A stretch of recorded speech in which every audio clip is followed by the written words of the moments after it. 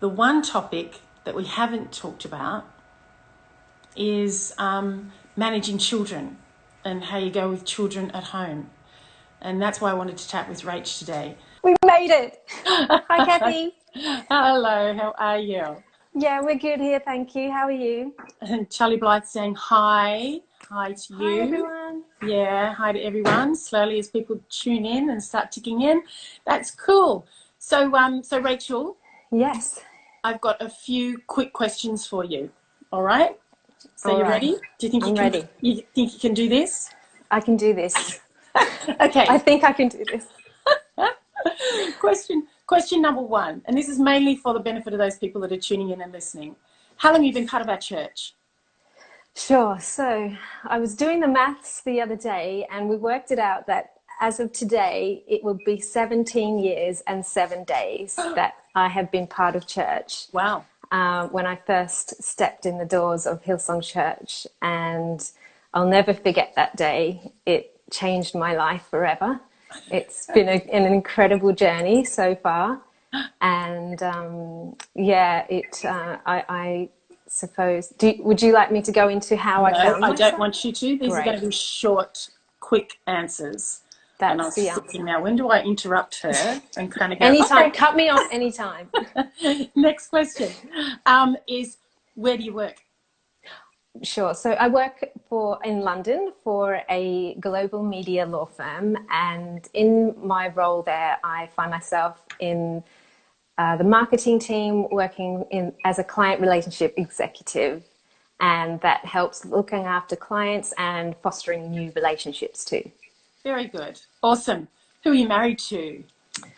Well, I'm married to James Mowle. I think that's funny that you've got to think about that. I'm just trying to think how to frame it. He's the best thing that's happened to me in my life. He always talks about that he's punching above his weight, but I actually think it's the other way around. Oh, really? And yeah, so I'm married to James. He's the Hillsong Reading location pastor. And we met 16 years ago, so not long after I got saved, about a year into that. And we'll be celebrating our 15th anniversary this year, wedding anniversary. Little Miss Alex says she remembers James Mowle when he was the bass player in church. Yes. So a lot of us have memories of James as the bass player in church. He had a really cool stance on stage, apparently. Apparently. Yeah. I didn't really notice him on stage until we met in the foyer when I was a newbie back in the day. Okay. All right, then my last question, just for now, is how many children do you have? Can you tell us their names and their ages? Yes, I think I can. So we have 4 beautiful children. Reuben, who's 12, Daisy, who's 10, Asher is 8, and little Rocco is 2. It's a bit of a gap. Wow. Yes. Okay. Now I know that I've done a few Insta Lives and a few chats with different people, but I haven't actually focused on, and this is one thing that I think a lot of people deal with, I haven't actually focused on talking to anyone who is a mum and who is now adjusting to the homeschooling regime. Yeah. So, Rach, what has that transition been like for you? Yes, it's been a big adjustment. This is the 3rd week in so far. Thankfully for me, I'm used to working from home, but I'm not used to having the children there as well. So I'm not used to homeschooling. So the first thing that James and I decided we needed to do was build a routine, like a daily schedule. We introduced the Mowle homeschool and started off this schedule. And it starts off at 7:30 with a bit of exercise. We do Insanity with, I don't know if you've ever heard of it. It's this body transformation system. But to you and me, it's just a workout DVD. But the kids get involved. James gets involved. I don't so much get involved. I wait until the end of the day to do my kind of daily walk. And, we start off with that, and then we go in to have breakfast. They get ready. We go from 9 till 3 and just do maths, English, creative writing, and bring all those kind of things in the mix. Stop for lunch, feed and water the kids, and And then in the afternoon from 3 p.m. it's like free time, so they can go on the trampoline, they can watch Disney Plus. Daisy's probably on TikTok a bit too much, but we're just trying to make it work. And I'm amazed at how they have adjusted to it. And we're trying to make this new normal as possible for them. Yeah. Okay.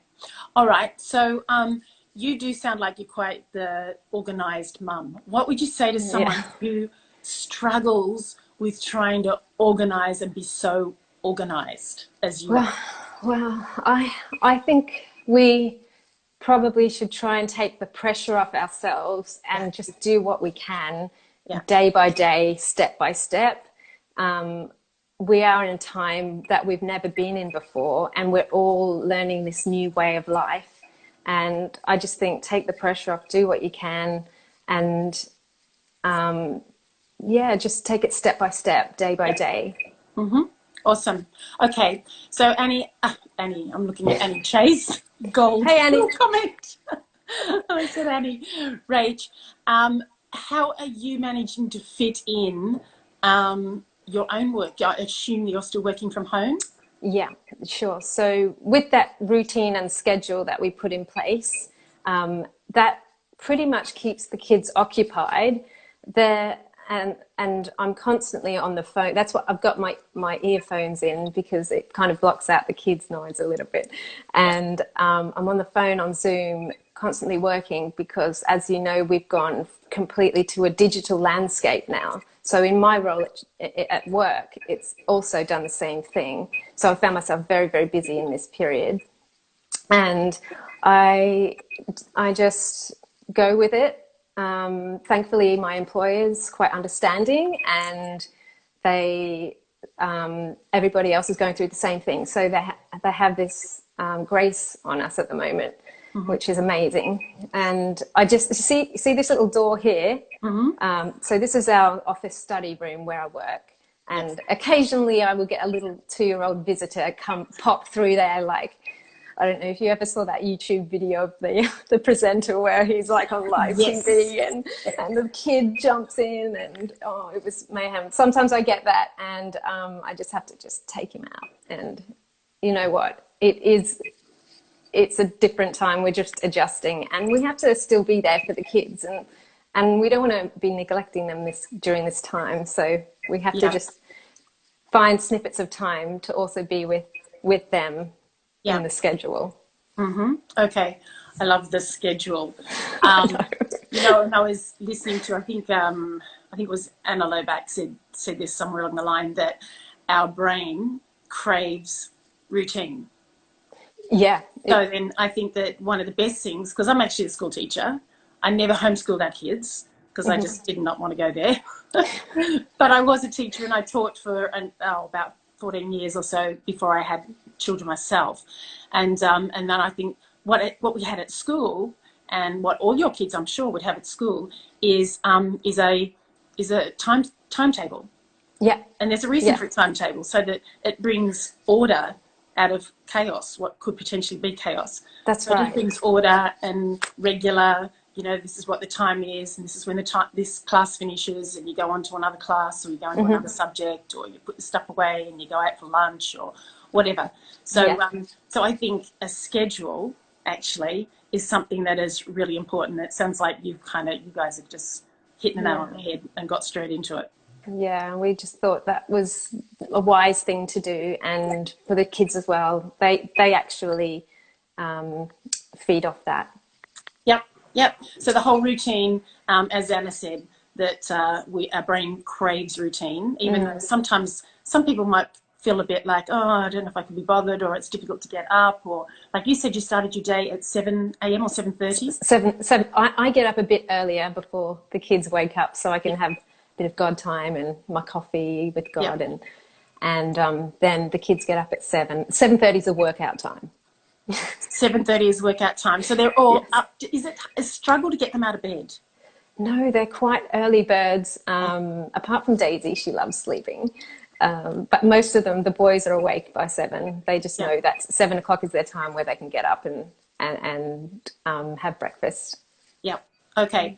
And so after now that we've been into this for this is 3 weeks now, isn't it? Third week. Yes. I know sometimes when something's new and it's different and it's fresh, that people get a little bit like, oh, that's exciting and it's a bit fun, but then the shine starts to wear off that and come off that after a few weeks, and then it becomes a bit of a drudgery and it becomes a bit boring and it's a bit the same-o. Yeah. So how do you keep your kids motivated to still do that and you're into your third week? Into our third week. I think the thing they love the most in the schedule is this creative time where we keep it fresh, and it can be anything like create a new character from a movie, or write your own kind of summary of a Bible story, just keeping it fresh like that each week. And we also, and at the end of the day, they talk about this at dinner. And so we each go around the table and they share what they have written in this creative time. So that is what we are doing to keep it fresh. Oh, good. And they seem to really have caught on to that, and that's been their thing. And then they'll share their highlight of the day as well around the table. And then we'll get little Rocco praying for everybody to have a great night's sleep. Another thing we do in the schedule, which is so cute, is the 7 p.m. prayer. So my alarm goes off, we all huddle in the kitchen and we all pray. And everybody takes their turn, and Rocco's just like, Mummy, have a good night's sleep. Daddy, have a good night's sleep. And he doesn't really know what's going on, but it's so cute. And but we really do take time to pray as a family for this, because the kids are taking in and seeing news reels, people, they're talking to their friends on the chat. So this is a real thing for them as well. So it helps them process what's happening in the world in this history of time, just through that prayer, and brings a real peace and a calm into the house and resets things. So we love that as part of the schedule as well. Very good. Okay, well, we'll get a little bit more onto that in a second, but I just wonder if there's anything that you found that doesn't work. Have you had any fails? You thought we started off all excited and all enthusiastic to do X, Y, and Z, and big fail, didn't work. Yeah, I mean, there's been a few meltdowns. I'm not going to lie, it's not perfect. Tell us about the meltdowns. Well, I've got little Rocco just saying, Mummy, don't work, Mummy, don't work. And then I've got Daisy just saying, you're just constantly on your devices. How do you handle that? So I actually had to have a little bit of a moment with her and just say, I'm sorry, you don't see me usually in this capacity. Usually I'm at work in my office, or you're at school. You don't see me so much. But this is actually what I do when I go to work. And I just actually spent that snippet of time with her and engaged and just forgot everything else, and just had a D&M with her. And there's been a few moments on the trampoline where they've all flipped at the same time and bumped heads, and there'll be just this crying mayhem moment. I'm like, oh no, out comes the magic sponge and a couple of Band-Aids. Very good. So there, it's not always calm and collected. Yeah. But when those moments come, you just deal with them as best that you can.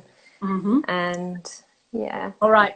Okay. Something else that I would suggest to parents who are at home with their children, and I get the feeling that you probably are already in this vibe, that your workspace needs to stay tidy. So wherever you're working with your children, whether you're getting your school books out or whether you're getting, what depends what age they are, because you've got a 12-year-old and then you've got, a preschooler, a 2-year-old, but then you've got primary school age kids as well, that the craft stuff or the colouring pencils or the books or the whatever you might be doing, whatever activity you might be doing. But I would suggest that you need to keep the workspace. So, okay, you can create a mess, that's fine if it's a craft activity or something. But then when that's over, have a clear, defined sort of moment where it's finished now. We've got to clean up, we've got to tidy up, we've got to put stuff away, and then you can get on with the next activity. Yeah. Do you do that sort of thing? Yeah, I'm a bit of a clean freak. I thought you would be. So I could tell. I thought so. And I do like to have the office and the study room have the feng shui thing going on where the desk is clear, and so you can have that space, and yeah, tidy up as I go and reset at the end of the day. But that's really good advice for parents. I think it helps you just feel like everything's working well when things aren't so cluttered. Yeah, yeah. Don't you think a clean space allows for learning a little bit better? Yes, it A just tidy clears space, a place that's in order. yeah, it definitely just can clear your mind. I'm looking around in the room now and going, I'm going to totally clean this better when I when this is finished. But it does give you a clearer mind when you've Yeah, got a clear space, yeah, definitely. yeah. So even if you're not inclined to be, because some people are a little bit more naturally tidy in the house, some people are a little less tidy, and it's a bit of an effort for them. But Yeah, I would personally really encourage people to make sure that they make the workspace in the homeschooling environment tidy. You just got to make the most of it and do it. yeah, yeah. That's really good advice. I'm taking that on too. Thanks, Ray. Thanks for that. Okay, then. So, how do you feel about screen time for your kids? Let's just take it Okay. outside of coronavirus Oh, season. outside. Okay. Outside of that, what would normally be your take on screen time with your kids? What's your kind of rules or? We do have a rule. I'm not saying we stick to it all the Yeah. time, but it's 1 hour. If they're going to spend an hour on their device, they need to be spending an hour outside, so that the equivalent time on their screen, they're getting a little bit of outside creative and playtime, Yeah. and that's as simple as it is for us. We do keep an eye on it. We have all the privacy settings set up so that what they're doing is safe online, and we monitor it. Probably not as well as we can because of the busy lives that we live, but it's something that we do want to stay on top of, and we know that it can have an effect on them. So, but yeah, there's new social media platforms coming on all the time, and I've found Daisy's been on TikTok a lot. And have you heard of it? Have you heard of Yep. TikTok? It's new to me, I so have heard of it. I've not I'm used it, but I have heard of it. yeah. And I think that I probably need to pull that back a little bit. But then what do you say about that screen time then? As you're saying, you normally have an hour screen time you've got to sort of roughly equal an hour outside time. Outside time, yeah. But now that we're in sort of coronavirus lockdown type of scenario, then how do you manage that? How have you kind of bent the rules there? Oh, okay. So this all goes back to the schedule. So it's great. Oh, the schedule. So after 3 p.m. it's playtime. You can go on your device until dinner, which is 6 o'clock. And so if they want to choose to spend 3 hours on it during this lockdown time, I'm kind of okay with it. But they don't seem to naturally do that. They kind of get bored and they want to go outside and come back in anyway. They're kind of used to getting off and on it. But we have been a little bit more relaxed with that over this period because we are trying to work, and it keeps them occupied, and it's also keeping them connected to their friends. Yeah. So Sure. Okay, good. longer. So I think that's a really good thing. It's good to have rules, but then if those rules are so hard set and you can't bend them, then that becomes a rod for your own back. Yeah. You have to make sure that you're keeping up with all of those rules. Whereas if you're a little bit flexible and you're happy to be a little bit flexible, I think that's the best way to go. Yeah, flexibility in this time is really important. Yeah. Okay, so you mentioned something a little bit earlier that I wanted to come back to. You said that your kids have been chatting to some of their friends via, whatever their social media platforms, phones, whatever they've got, and now they're obviously hearing what some of their friends are saying. I'm just wondering what your kids' understanding of coronavirus is. Their understanding of it is that is kind of like the BBC News headlines that it's killing people. Right. So they're seeing it from what it is from a child's perspective. This is what it is. That it's nothing that we've been through before, and it's a new time, and that soon it will pass, and this is just a season. So though they're seeing it in 3 different ways, but they're also seeing it in a way that I think because we're part of church and they're seeing what we're doing, looking after the one, they come into our Zoom calls with our Connect group and our team leaders. They pop up and say hi. They're seeing that we're still doing church even if we're not gathering, and it's because of coronavirus that we are kind of meeting in a different way. So how they see it is also an adjusting way to how we are seeing it. Like we're adjusting to this new lifestyle. Yeah. But I think they see it a little bit more black and white to us. And I'm quite an idealist, and I like to always be really positive and see the silver lining. But sometimes there is that reality there that, you know, this is actually quite a tough time for people financially, health-wise. Yep.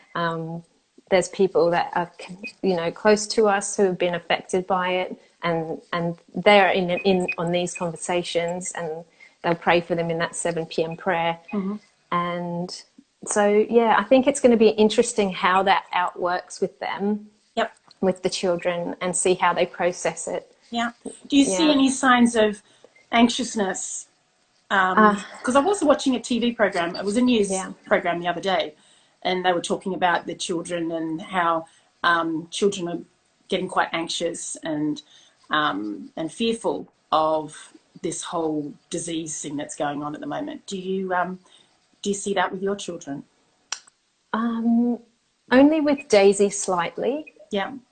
Because she's very concerned about the planet and the world and that kind of well-being.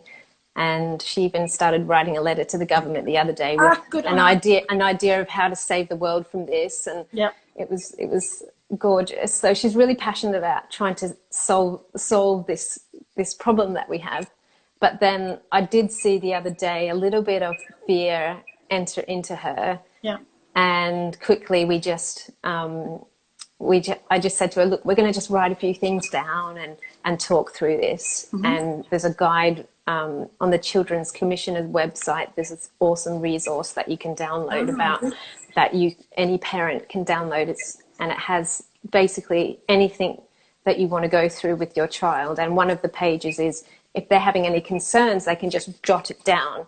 And it's a way of just working out how to talk to your children about this and navigating it through their fear. If they're feeling anxious or fearful, then we can guide them through that and just help them. Yeah. Whereabouts is that again? Oh, the Children's Commissioner's website, and they've got a COVID-19 response, COVID-19 website link, and I would recommend checking that out if you're a parent. Great. And you wanted to look at that. I found it helpful myself. Oh, good. Because see, I don't have small children, so I'm not sort of really thinking of it through the same eyes that you're seeing it through as well. But I think sometimes too, and this is something that I've always thought about raising children myself, is that if I'm going to be fearful about something, then my kids are also going to pick up on that, because you're the greatest role model at this point in time, and certainly the age that your children are, that you are their greatest role model. You and James, not just you, but you and James are their greatest role model. So if you're fearful, or if you're not handling something well, or if you're allowing something to stress you out, then your kids will pick up on that. And that's the way they'll handle it. Whereas if they see you managing things well, or being real, I'm not saying don't pretend that it doesn't exist, being real, but as well, then being able to go, well, but this is what we can do, or we can pray, or we can just look at what does God's word say, or just simple little bits of advice that you can add to your children and help them, so they can be watching how you and James manage stuff, and then they'll pick up on that. and they'll be okay with that. So so I honestly think that, yeah, you guys, and that's at times like this, it's good if we're seeing that our kids are stressed about something, and there could be other external, you know, their friends and things like that, external inputs that make them stressed as well. But still, you at this stage are their biggest role model. That's right. Yeah. And so you will be impacting them more than anyone else. As they get older and as older teenagers, then peers become a little bit more of an influence. But I'm just saying the younger kids that, and so it's a time where you kind of can go, well, how am I handling this? Am I handling this well? Mm-hmm. Am I doing this well? Am I managing this well? And if I am, then my kids will be okay. Yeah, that's so good. Yeah, definitely. Yeah. Okay. So, Rach, what does James have to do in all of this? You sound like you are the superhero mum. And I know Jacinta asked the question, so what has the husband got to do with this? So what does James do? Had you just also mentioned that James kind of can always add a layer of humour to things, but then you've got a sense of humour as well. Yeah. Well, I would say if James wasn't a pastor, he would be a good headmaster because he has been helping with the schedule and working with me to make it well. We do try and keep things a little bit light and fun. So there's always a story. There's always a story in the Mowle home. And they just keep coming. Some of them I've heard maybe 2 or 3 times, but and you just pretend it's the first time you've heard it. But I think he just brings in a lovely, kind, authoritative spirit into the home. He's helping them with the exercise in the morning, and they find that really fun. And then when we can kind of sit down and have dinner and go out for our family walk, we just make it about them and make it fun for them. And he's been amazing. He's been just awesome throughout this whole adjusting lockdown period, and I've never spent so much time with him. And you still love him? Oh, of course. More and more every day. Okay, we want this stud, incredible, amazing husband, father person to make a cameo appearance. Do you think he can stick his head in the door? He's watching. Not the 2-year-olds, but maybe the... Okay, I'll just text him and tell him to come down. Yeah, tell him to come in and say hi to us all. Because we're going to wrap up soon. Okay. But while you're texting... I can hear him coming. Oh, you can hear him coming. Good, he's been listening then. Yeah, he's on. He's on. Okay, so Rach, how are you managing all of this? Oh, here he is. Here he comes. James Mowle, hey, how Cathy. are you? How are you? Okay. Your wife is making you out to sound like you are just phenomenal. I can't hear. Oh, you can't hear. Sorry. So smooth. Your wife is making you out to sound like you are the most amazing husband, husband, father, pastor ever. Is that right? Oh, thanks. I don't know what to say to that. Yeah, I'm up there. Okay, how's Reading going, James? Yeah, it's going really well. We're enjoying it. We're just trying our best to make sure everyone still feels connected, and doing a lot of Zoom calls. I think people are still not quite zoomed out yet, but yeah, we're trying to look after everyone the best we can, and reaching out and helping a few people in community as well. So it's been fun. It's been different, and we're enjoying the challenge, definitely. So what's happening this weekend, James? It's Easter, I think, isn't it? Big one. Yeah, we've got so much happening with Brian's. What are you looking forward to? What are you looking forward to most? Everything, to be honest. I'm looking forward to it all. I'm looking forward to the Good Friday message tomorrow. I think that'll be really fun to celebrate Good Friday and check that service out from Brian, and then the follow up. But King of Heaven is going to be amazing, and just getting what I'm looking forward to really the most. We're actually going to be meeting up with our neighbours. I'm not supposed to say that. No, we're not meeting them. across the driveway kind of thing. But they're going to be watching King of Heaven with us. So they're going to be watching it from their house. We're going to be watching it from us, and then having a little catch up to see how it went afterwards. So I'm really excited to see about that. Across the road, online. Across the road, yeah, across the driveway. Social distancing is all in effect here. Very good. Okay, I thought you might have said chocolate in there somewhere, but no? Easter eggs. We do need to pick some up. I need to get Rachael a little gift, definitely. Oh, okay. Not the kids? The kids have already got theirs. Yeah. And they're not listening to this, are they? No, they're not. No. They're okay, James, lovely to see you. Hey, thank you so much. Love you, Cathy. I love your denim jacket. Oh, thanks so much. See ya. Thanks, James. Okay, Rach, we need to wrap up soon. Yes. But what I wanted to do was to ask you Yes. if you've got any real scriptures or a little bit of advice that you'd like to give to anyone, mums, families, just getting through this season. Mm-hmm. Yeah. So there's two scriptures that have really helped me personally through this. And it was what really you and Gary have been talking about from John 14, where it says, don't be troubled. Yes. Trust in God and trust in me. That's Jesus speaking. And I think just having that peace, a peace of mind, peace of heart, can really help us all through this, trusting in God, knowing that he's got this. It's a season of time and we are going to get through this, and just to keep pressing into him and into his presence. And the second verse is in Matthew, where Jesus tells us about not to worry, because I personally had a moment where I started to worry and I quickly had to knock it out with this verse, and where Jesus says, don't worry about today.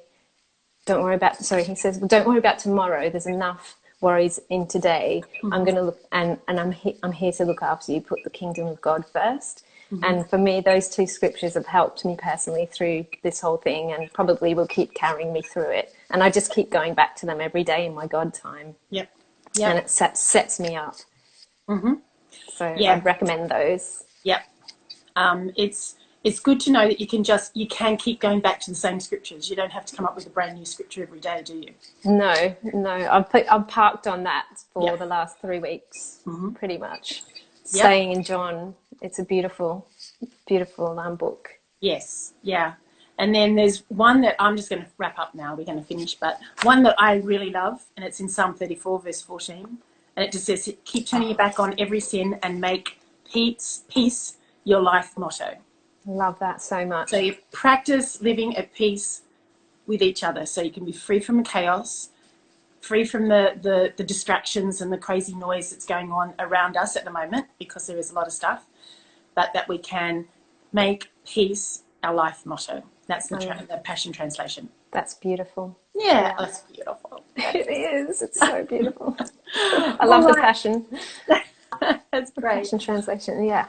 Okay, Rach. Well, I am so glad that you made some space in your busy schedule. I think it's awesome that you've got a schedule. I think everyone should do that. Definitely. Yeah, definitely recommend that. Yep. Thank you so much for having me. It's been so lovely to chatting with you, and we're going to have a great Easter weekend. All right. Little Miss Alex, I just wanted to say that verse again. She's just asked me what that verse was. It's Psalm 34, verse 14, and it's in the Passion Translation. Great scripture. Highlight it. One of those you highlight. But the one that Rach was talking about too was in John 14:27, wasn't it? Yes. That's the one. That I leave you a gift of peace, my peace, not the kind of peace that's fragile, that's given by the world, but the perfect peace. Yeah. Don't yield to fear or be troubled, in your hearts. Instead, do you know what the last word is? Instead, be courageous. Oh, I don't have that version. You've got a different version. NLT. Right. Different version. That's all right. Okay, babe. Thanks so much for chatting with us. You've been so really much. helpful. And it's been interesting to hear from a mum, juggling work, juggling school kids and school homeschooling and church and all of that stuff. You're amazing. Thanks, Cathy. Love you lots. Thanks a lot. See ya. Have a great Easter weekend. Yeah, you too. Bye-bye. Bye. Well, that's it for today. Thanks for joining us. We'd love to hear from you too. check us out on Instagram at Convos with Cathy. If you have any questions or thoughts about what we've talked about today, or even suggestions of a topic you'd like to hear about, feel free to DM us. We'd love to connect with you. Till next time, see ya.